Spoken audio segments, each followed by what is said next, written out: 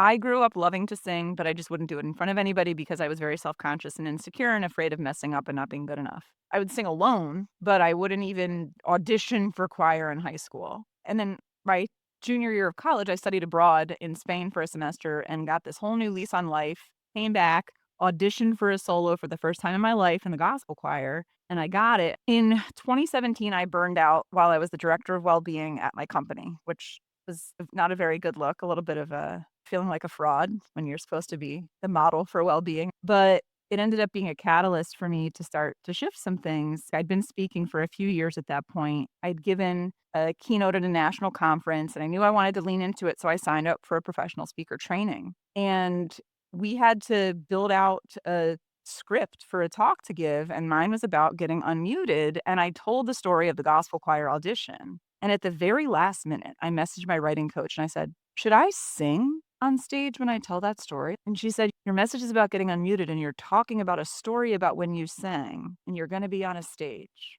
Yeah, I think you should sing. When I finished, I had sung the thing. And I said, oh, I feel like I'm holding myself back when I sing. And she said, yes, you are. She goes, what's the lyric again? I said, this morning when I rose, I didn't have no doubt. And she pauses and she goes, what does that lyric mean to you? And I started to tear up. And she said, that is what we want. My voice teacher always told me, forget the notes, sing the intention.